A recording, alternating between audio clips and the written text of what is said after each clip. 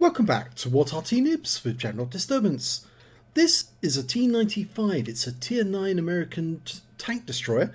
It's located on the south spawn of Overlord and it's under the command of Andromedaa of No Retreat, No Surrender. Okay, game started. Well, if you've been watching Sophie Line's videos on the T28 stroke T95, you know that basically it's the same vehicle, just had different nomenclature at different times.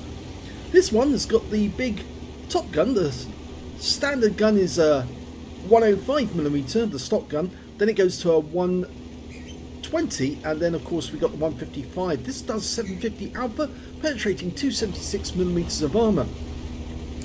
And with the premium ammo, it will go up to 320.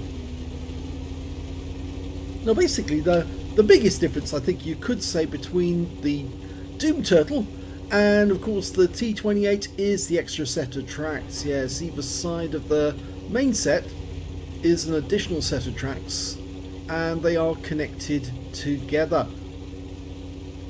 Now it's quite a process actually to fit those extra tracks onto the outside of the vehicle, and Sophie Line did a video when she went down to Fort Benning and we saw the tracks actually fitted over the standard T28. Many people think that, well, the extra set of tracks is the only difference between the T95 and the T28. Well, actually they are the same tank, so yeah.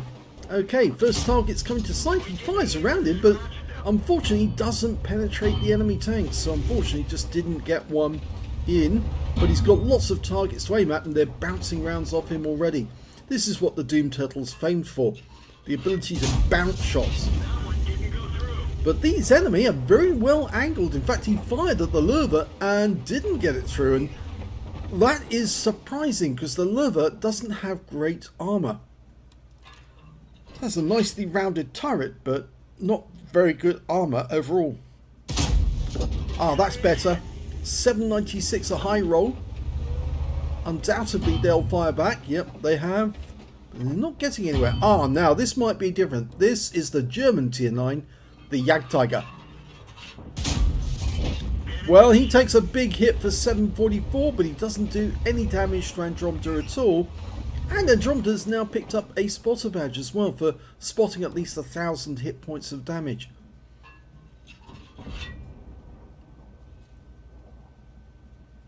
Trying to get that IS-3A. No, that one sailed straight past. He's pretty well covered there, but just the part of his vehicle. And of course, because he's at a slight angle, the shells are much more likely to bounce off. Now we've got 3 replays with the T95, so you can see it on different occasions, see how good it is. Oh, that one hurt. 754, another high roll. You can see it went right through the pike nose. Right through. Ah, now first bit of damage was actually done to the viewfinder. The Lurva was actually aiming for the cupola. You can see that, but he didn't pen. He just damaged the module. Here comes the IS-22. Oh, we can't get the gun down.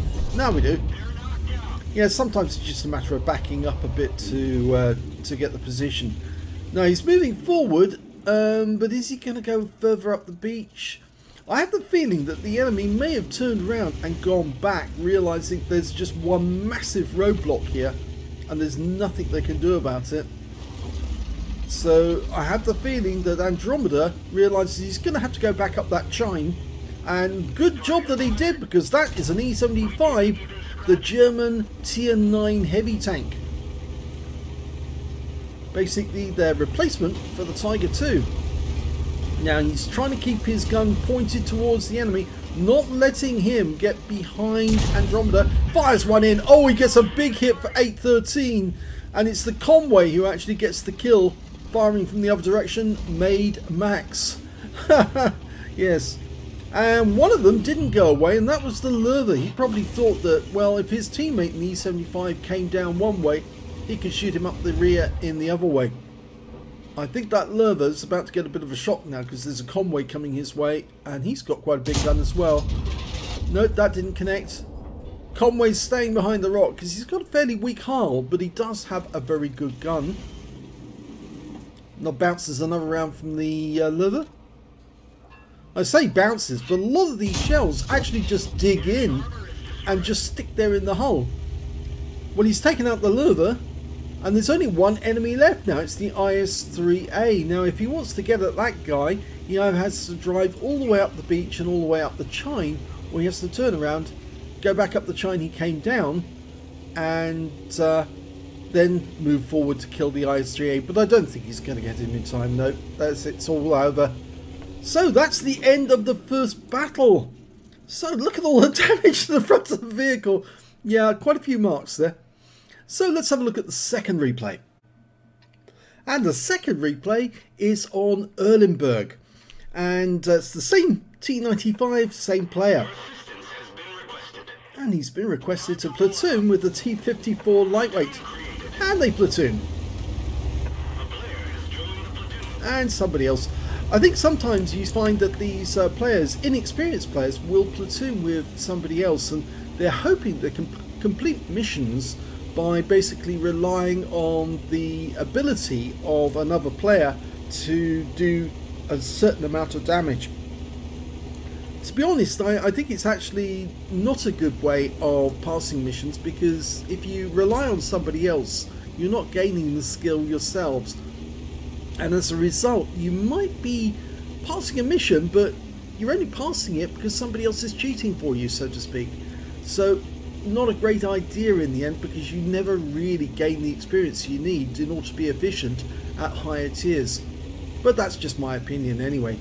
And somebody else might say, well, perfectly okay, at least it gets them further on in the game.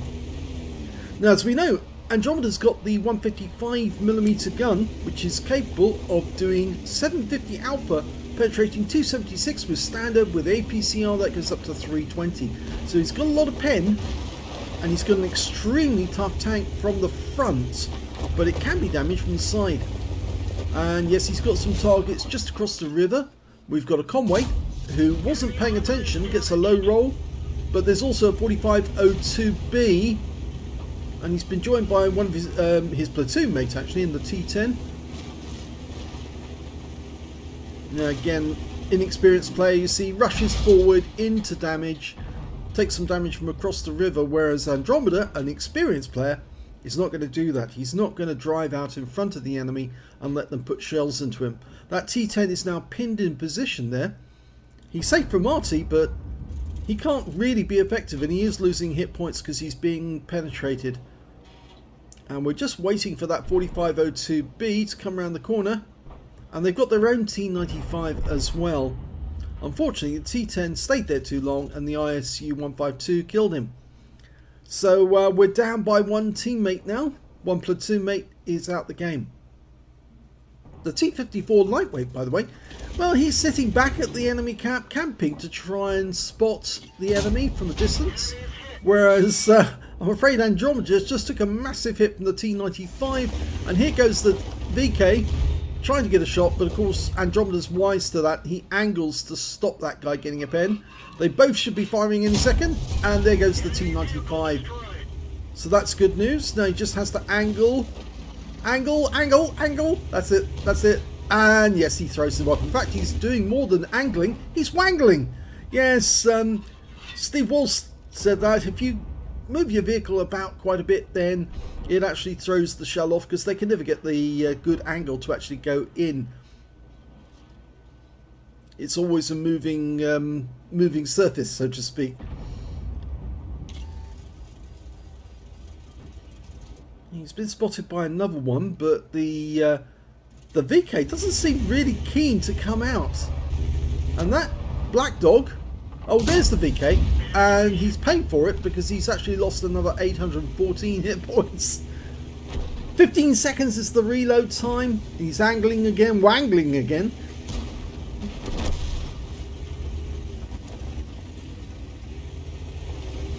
And it's good to hear the other day that Steve Walsh is back in action and playing on Twitch TV under Honest Gaming.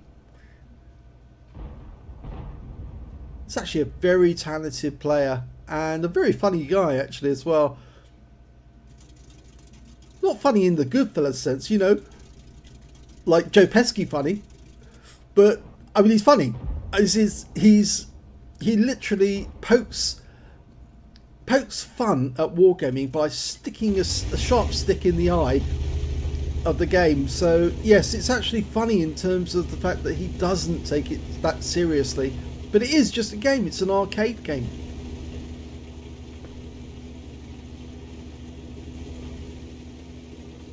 Always keeping his face to the enemy. He's not going to turn around and drive off. The thing is that those big rectangular objects on the back of the vehicle are the fuel tanks, and you really don't want to expose those to fire. And that's why this tank is so vulnerable to Arty, because they can land shells on top of those fuel tanks. They only actually made 2 prototypes, and as I said, one of them is at Fort Benning. I'm not sure where the other one actually is, but it's certainly nice to think that they're taking care of this vehicle, and it's going to be moved indoors, so it'll be under the protection of the National Cavalry and Armour Centre. At least I think that's where it's going to be. They're going to start up a proper museum similar to the Tank Museum at Bovington.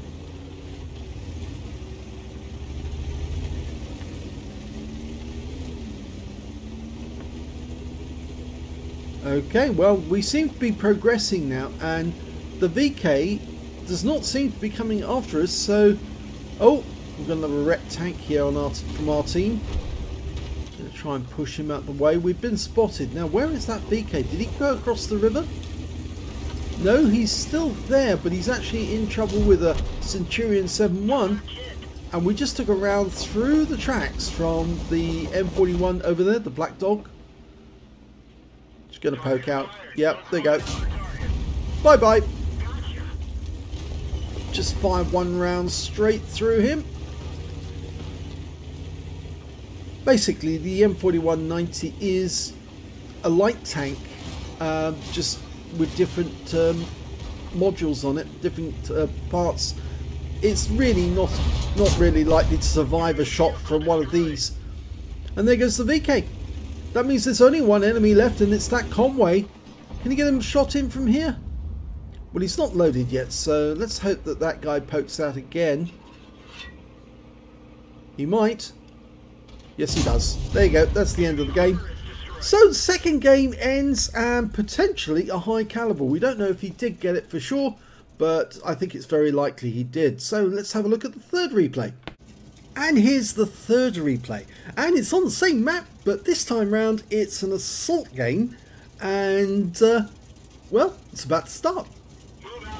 He's already in platoon with a pair of T-54s, the Rampant Rhino, and Total Party Bottom. Oh, what a name. Well, anyway, he's going to go the opposite direction this time, up the high street to try and get to the cap, either eliminate all of the enemy tanks or to capture the cap. Now he's giving a bit of assistance here from this T-54.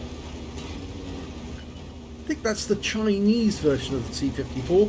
Excuse the red tracks. I think that was a mistake in the mods. I don't know why it came up with red tracks, but they did. A rather colourful camo on the T95 for Andromeda. Total Party Bottom is actually being quite helpful, because he's giving Andromeda a little boost to get to this corner. He needs to get in before the enemy up on the castle starts shooting down on his side.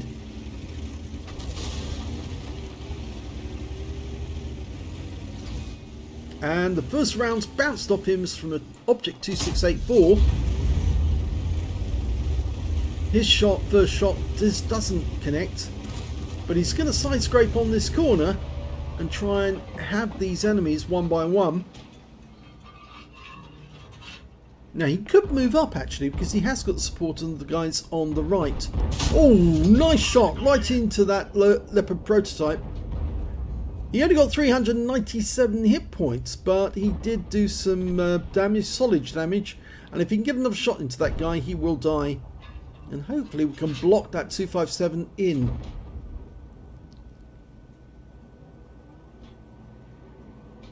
He keeps moving about within there, but oh, he's gone anyway. And the Progetto's decided he's going to go forward. And our platoon mate's coming as well. Oh, he's ducking in because we've got that Conqueror. And yet again, it's a low roll for 379. Now, he has got the 155mm, but he's actually using HE rounds. Now, he's got 276 penetration with standard rounds, AP, and 320 with the APCR, but he's firing HE at these guys, and he's not penning them, but he is damaging their modules.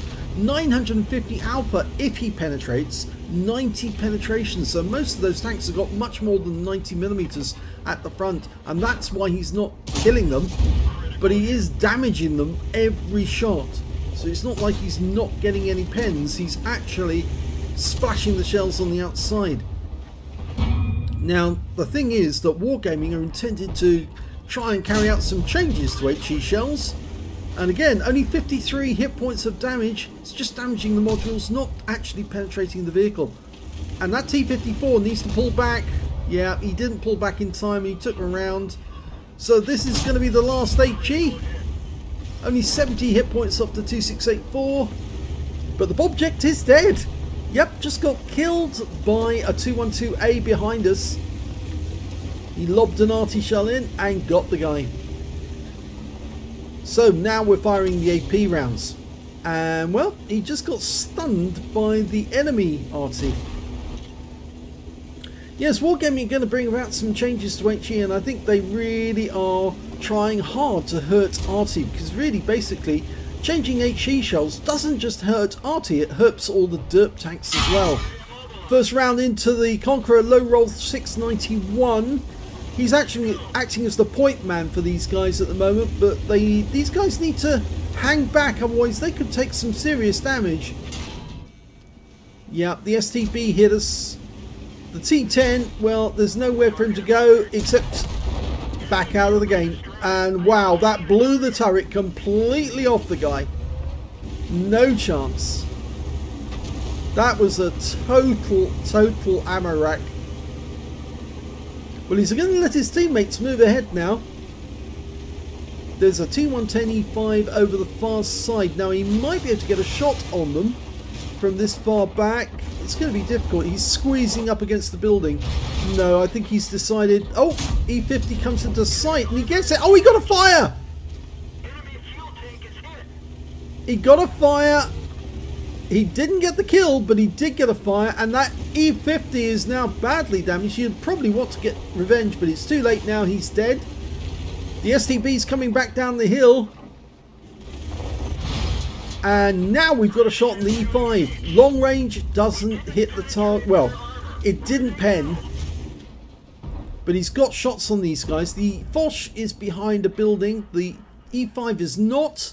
This time round it'll be accurately aimed at a weak spot. Side of the turret, yep, no problem. Goes straight through. High roll for 888. That's always a lucky number in China, actually.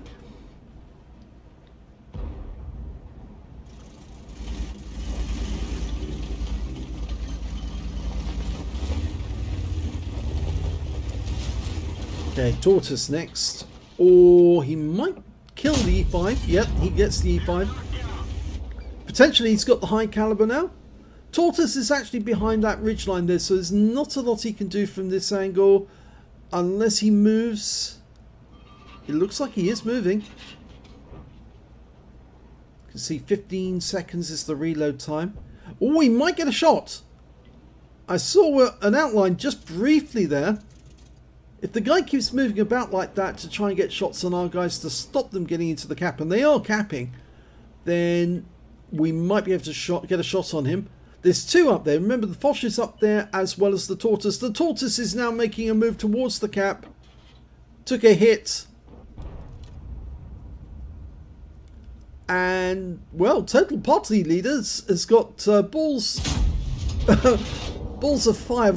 He's actually say balls of fire. He got wiped out by the Foch, but he had a lot of courage to actually go forward, try and spot them, and the Foch is now being killed, and that's it. It's all over. His balls were on fire when he got killed. But there you go. Yeah. So that's the end of the replays. Let's have a look at the results for the first battle. Well, in that one, he acted like a mobile roadblock. He was blocking the enemy coming up the beach. And again, it proves that going beach can be a disaster for any team, because he blocked 5 enemy tanks from coming along the beach, and effectively they had to turn around and go back or die where they were.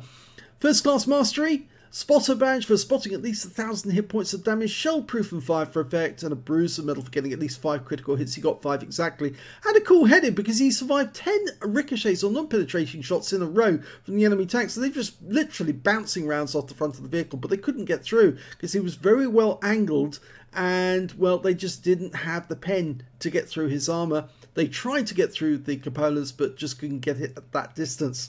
Win 8, 4,225, which is very good. Super Unicum standard. And of course, he did his job perfectly. Just one tank was able to hold up the whole lot of them.